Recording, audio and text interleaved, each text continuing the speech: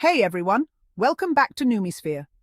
Today, I'm breaking down two important concepts in accounting: temporary differences and permanent differences. If you've ever been confused about these terms, don't worry. By the end of this video, you'll have a clear understanding. First up, let's dive into temporary differences. So, temporary differences are basically mismatches between how much something is worth on your financial statements and its value for tax purposes. The cool thing is, these differences will even out over time. Why do they happen? These differences pop up because accounting rules and tax laws don't always match up perfectly. Let's break it down with an example. Imagine you buy some equipment. For your financial statements, you spread out the cost over 5 years, but for taxes, you get to write off the cost over just 3 years. For accounting, you're spreading the cost out longer. For tax, you're getting a bigger deduction sooner. At first, your tax profits might look lower than your book profits.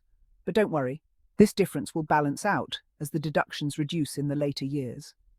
These temporary differences create what we call deferred tax assets or liabilities.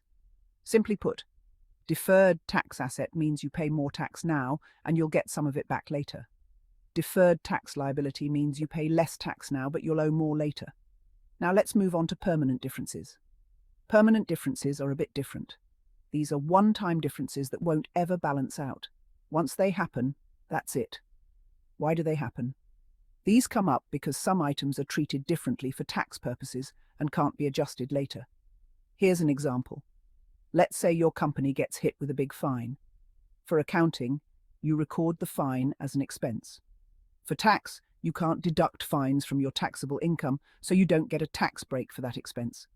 Permanent differences only affect your current tax expense. They don't create deferred taxes and don't impact future periods.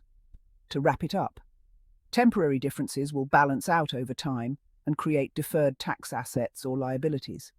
Example: different depreciation schedules for accounting versus taxes. Permanent differences are one-time differences that don't reverse and don't affect deferred taxes. Example: non-deductible fines.